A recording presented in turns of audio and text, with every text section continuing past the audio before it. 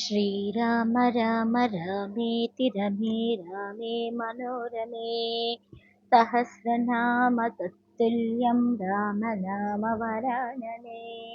శ్రీరామ రామ రామేతి రమే రామే మనోరమే సహస్రనామ తత్తుల్యం రామ నామ వరాననే. శ్రీరామ రామ రామేతి రమే రామే మనోరమే సహస్రనామ తత్తుల్యం రామనామ వరాననే.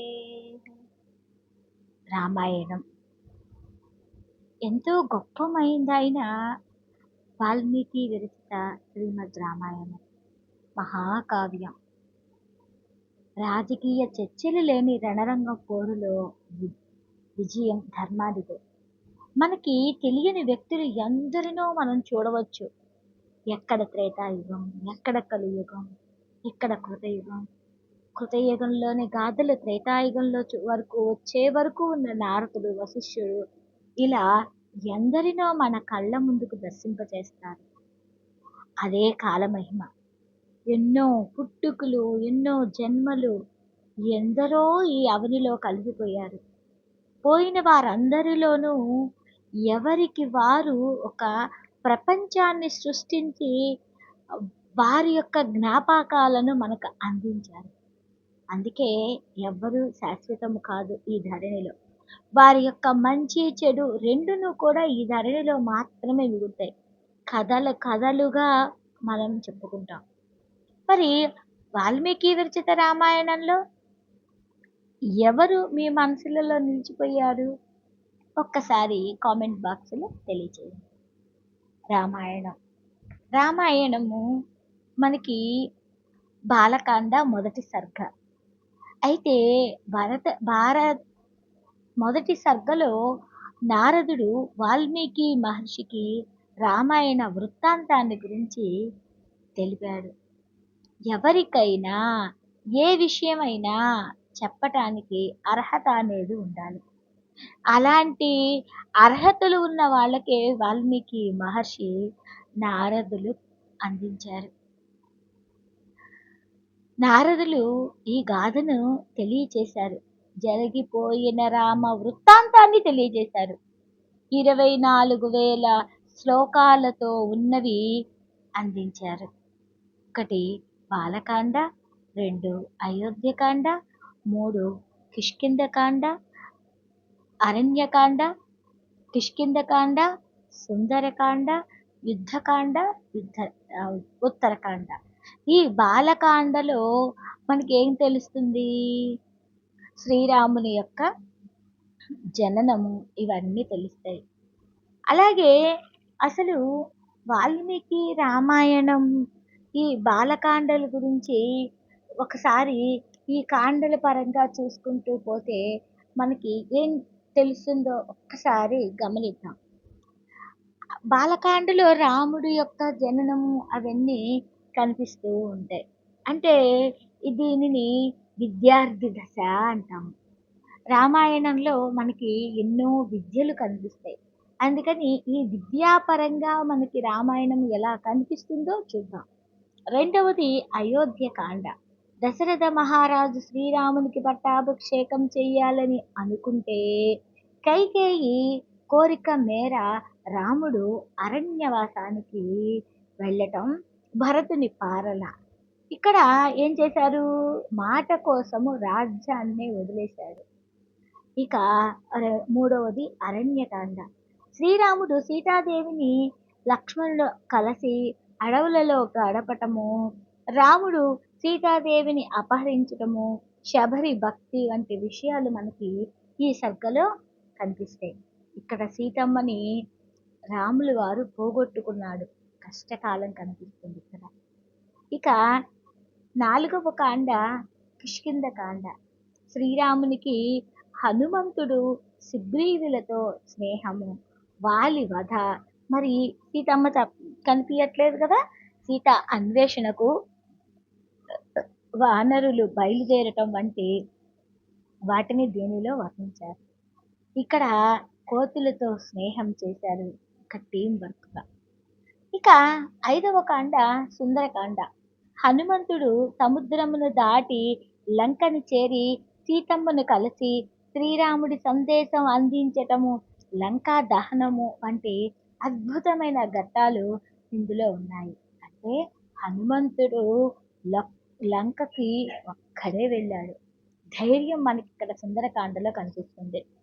యుద్ధకాండ రాముడు రావణాసురుని మధ్య జరిగిన భీకర యుద్ధం, రావణ వధ, సీతా సమేతంగా శ్రీరాముడు అయోధ్యకు తిరిగి రావటము, పట్టాభిషేకము ఇక్కడ మనం తెలుసుకుంటాం. అంటే ఇక్కడ మనకి ఏం జరిగింది, ఏం కనిపిస్తుంది? చెడుతో పోరాడి గెలవటం కనిపిస్తుంది. న్యాయం, ధర్మం కనిపిస్తుంది. ఒక ఉత్తరకాండలో శ్రీరాముని పరిపాలన తెలుసుకుంటాం. రాజుగా ఎలా పరిపాలించాడు. రామాయణం అనేది ఒక దేవుడి కథ కాదు, మన జీవిత కథ. ఇన్ని కాండలతో 7 కాండలతోటి ఉన్న రామాయణ గాథ నారదుడు 100 శ్లోకాలలో ఈ గాథను వివరించాడు. అసలు రామాయణము ఒక గాథ కాదు అని చెప్పుకున్నాం కదా. ఏమున్నది దీంట్లో? ఎన్నో అద్భుతమైన విద్యలు ఉన్న ఒక విశ్వవిద్యాలయం. అసలు దీంట్లోని ఫస్ట్ శ్లోకాన్ని చూద్దాం. తపస్వాధ్యాయ నిరతం తపసి వాగ్విదాంబరం నారదం పరిపప్రచ్చ వాల్మీకిర్మునిపుంగవం. మనకి వాల్మీకి రామాయణం అనేది 24 శ్లోకాలతో కనిపిస్తూ ఉంటే, ఈ 24 శ్లోకాలు కూడా గాయత్రి ఛందస్సుతో, గాయత్రి మంత్రం ఉన్నది కదా, ఆ గాయత్రి మంత్రంలోని మొదటి అక్షరాలు ఒక్కొక్క 1000కి ఉంటాయి అని చెప్తారు. ఇక్కడ మొదటి అక్షరము తా. తా అనే అక్షరంతో మొదటి శ్లోకం మొదలైంది. తా అనే అక్షరము మనము రాయాలి అంటే మొదటగా లాగా రాసి దానికి గుడిస్తే లీ అయ్యి దానికి తలకట్టేస్తే తా. లలిత అనే అక్షరంలో తా అనే అక్షరంలో లలిత ఉన్నది. అంటే లలిత అంటే లాలిత్యంతో ఉండే ఈ మాత, శ్రీమాత, శ్రీ మహారాజ్ని అంటూ విశ్వాన్ని పరిపాలించే తల్లి కనిపిస్తుంది. మహారాజ్ని అని చెప్పని మనం అంటున్న లలిత అమ్మవారు రూపంలో ఇక్కడ రాముల వారు మనకి కనిపిస్తున్నారు.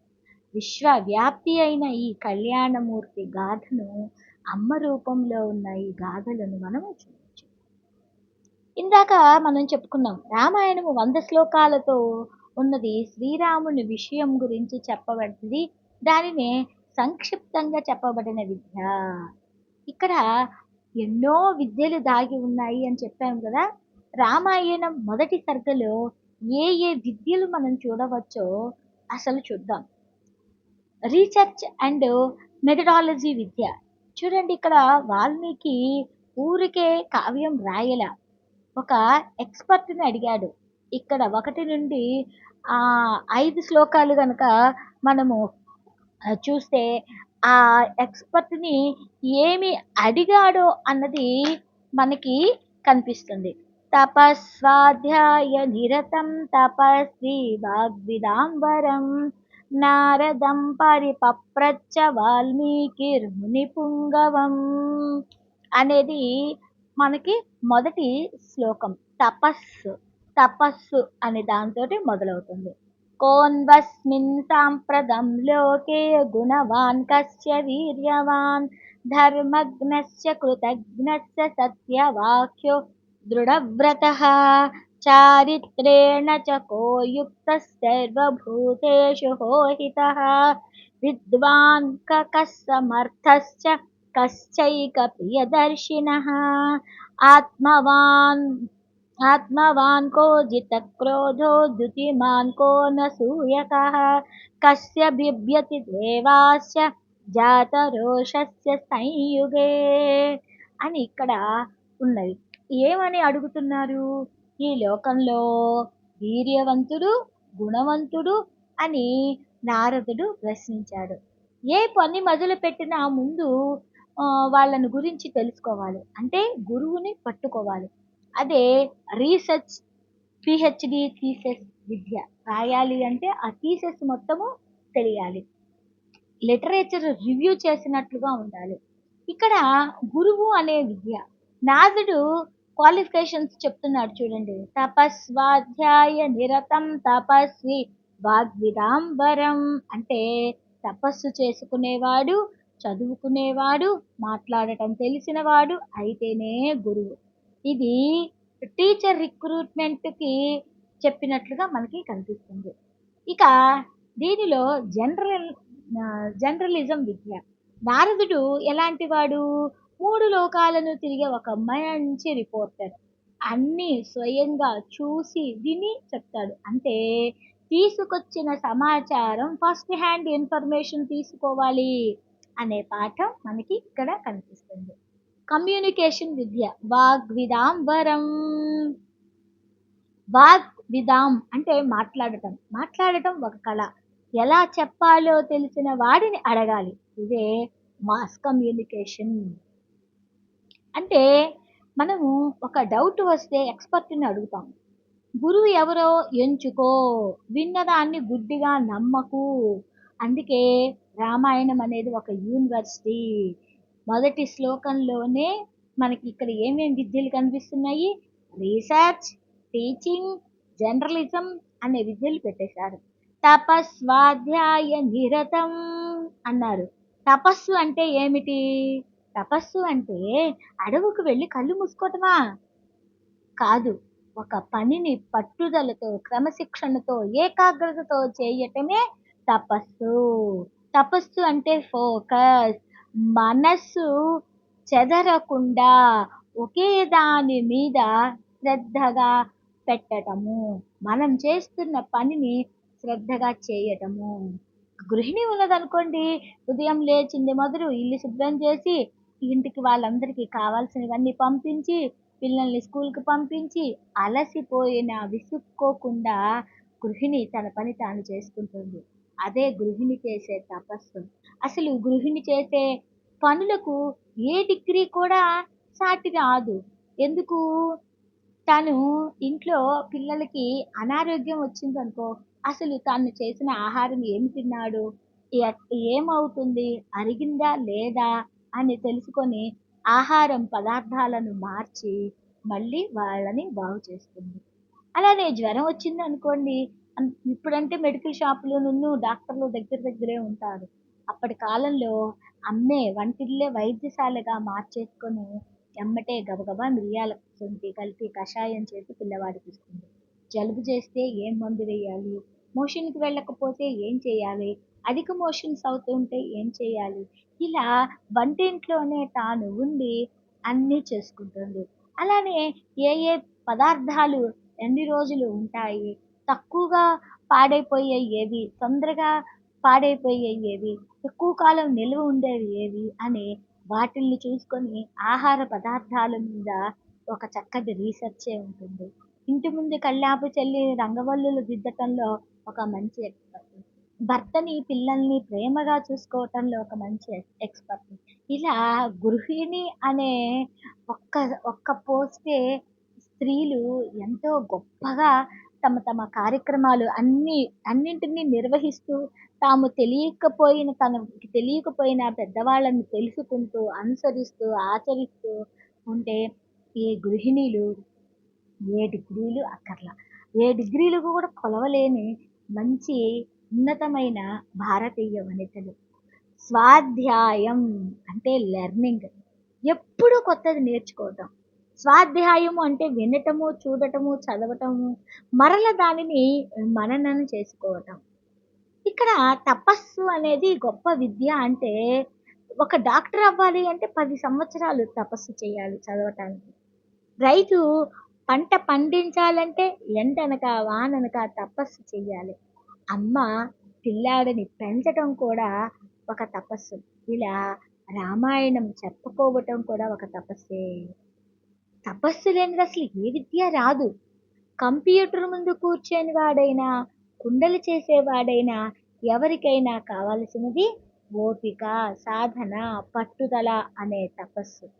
తపస్సే అన్నింటికన్నా గొప్ప విద్య.